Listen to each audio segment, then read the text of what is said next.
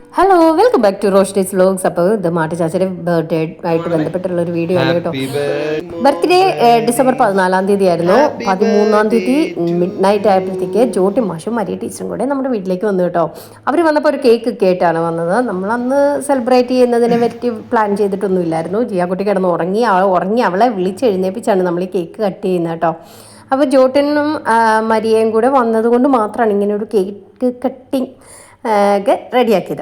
അപ്പോൾ ഇത് നമ്മുടെ ഡിസംബർ 14 സാറ്റർഡേ ഈവനിങ് ആണ് കേട്ടോ. അപ്പോൾ മാടിച്ചാച്ചയ്ക്ക് ഓഫീസിൽ പോകണമായിരുന്നു. അത് ഏർലി മോർണിംഗ് പോവുകയും വേണമായിരുന്നു. അതുകൊണ്ട് തന്നെ നമ്മൾ വലിയ കാര്യമായിട്ടുള്ള ബർത്ത്ഡേ സെലിബ്രേഷൻസ് ഒന്നും നടത്തിയില്ല.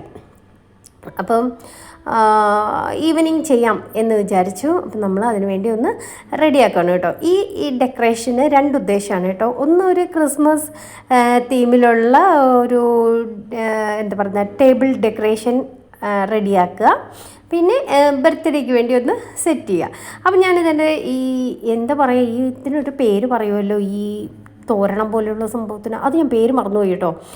അപ്പോൾ അങ്ങനത്തെ 2 സ്ട്രിങ് എടുത്തിട്ടുണ്ടായിരുന്നു. അപ്പോൾ അത് ജസ്റ്റ് ഒന്ന് ടെസ്റ്റ് ചെയ്ത് കൊടുക്കുകയാണ് ചെയ്യുന്നത്. വെറും വൈൻ ഗ്ലാസ് ആണ് വെച്ചിരിക്കുന്നത് കേട്ടോ. ഇതൊന്നും നമ്മൾ സ്റ്റിക്ക് ചെയ്ത് വെച്ചിരിക്കുന്നതല്ല, ജസ്റ്റ് ചുമ്മാ ഗ്ലാസ് വെച്ചു. എന്നിട്ട് അതിൽ ഈ ഗ്രീൻ കളർ ഒന്ന് ഇങ്ങനെ ചുറ്റിച്ചു കൊടുത്തു. എന്നിട്ട് റെഡ് കളറിലുള്ള ബോൾസ് നമ്മൾ അവിടെ ഇവിടെയൊക്കെ ആയിട്ട് വെച്ച് കൊടുത്തു കേട്ടോ. പറന്നു പോകാത്ത രീതിയിൽ വെച്ച് കൊടുക്കാമെന്ന് മാത്രമേ ഉള്ളൂ. എന്നിട്ട് അതിൽ റെഡും വൈറ്റും ക്യാൻഡിലും കൂടെ വെച്ച് നമ്മളങ്ങനെ ക്യാൻഡിൽ സെറ്റ് ചെയ്തു. അപ്പോൾ ഞാൻ എന്ത് ഫുഡ് ഉണ്ടാക്കും എന്നുള്ളതായിരുന്നു കൺഫ്യൂഷൻ. അപ്പോൾ ഞാൻ ഓർത്തു ശരി ഇത്തിരി ഫ്രൈഡ് റൈസ് ഉണ്ടാക്കാം എന്ന് വിചാരിച്ച് റൈസ് വേവിച്ച് വെച്ചു. 2 തരത്തിലുള്ള ഫ്രൈഡ് റൈസാണ് ഉണ്ടാക്കുന്നത് കേട്ടോ. ഒരു എഗ് ഫ്രൈഡ് റൈസും ഒരു ചിക്കൻ ഫ്രൈഡ് റൈസുമാണ്. അപ്പം മൊത്തത്തിൽ ഒന്നിച്ചാണ് ഞാൻ വെജിറ്റബിൾസ് വേവിച്ചത്. അതിൻ്റെ എഗ് ഫ്രൈഡ് റൈസിന് എഗ്ഗ് തന്നെ എടുത്തു, ചിക്കൻ ഫ്രൈഡ് റൈസിന് ചിക്കൻ തന്നെ ഒന്ന് വേവിച്ച് എടുക്കുകയാണ്. ഓൾറെഡി വെന്തിരിക്കുന്ന സാധനങ്ങളാണ്. അപ്പോൾ നമ്മളത് ഒന്നുകൂടെ ഒന്ന് ജസ്റ്റ് ഫ്രൈ ചെയ്തെടുക്കുകയാണ് കേട്ടോ.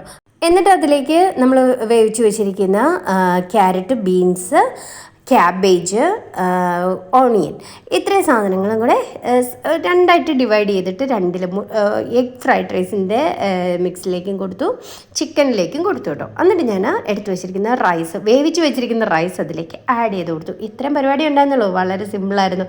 പിന്നെ ഒരു കേക്ക് കട്ട് ചെയ്തു, പിന്നെ കുറച്ച് പഴവും അങ്ങനെയൊക്കെയുള്ള സാധനങ്ങളൊക്കെ ഉണ്ടായിരുന്നുള്ളൂ കേട്ടോ. ഇതായിരുന്നു ഇന്നത്തെ ഒരു തീം. അതുകൊണ്ട് ഞങ്ങളും ഒരു ബ്ലാക്ക് കളർ ഡ്രസ്സൊക്കെയാണ് ഇട്ടിരുന്നത്.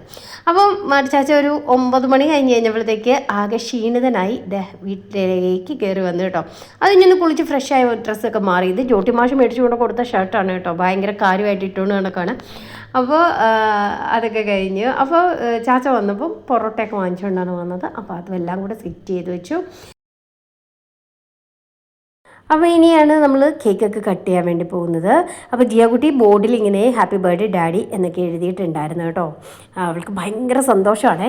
എന്താണ് സർപ്രൈസായിട്ട് നമുക്ക് ചെയ്യാൻ പറ്റുക എന്ന് ആലോചിച്ചുകൊണ്ട് നടക്കുകയാണ് ഇപ്പോൾ ജിയാക്കുട്ടിയും. അപ്പോൾ ഞങ്ങൾ 3 പേരും ബ്ലാക്ക് കളർ ഡ്രസ്സൊക്കെയാണ് ഇട്ടിരുന്നത്. ജോട്ടിമാഷ് ഇവിടെ ഇല്ല, മരിയ ടീച്ചറും ഞാനും ജിയാക്കുട്ടി ബ്ലാക്ക് കളർ ഡ്രസ്സൊക്കെ ഇട്ട് അങ്ങനെ വളരെ ആഘോഷകരമായി ഞങ്ങൾ ഇതാണ്ട് കേക്കൊക്കെ കട്ട് ചെയ്തു. ഓക്കെ, നമുക്ക് അടുത്ത വ്ളോഗിൽ കാണാം.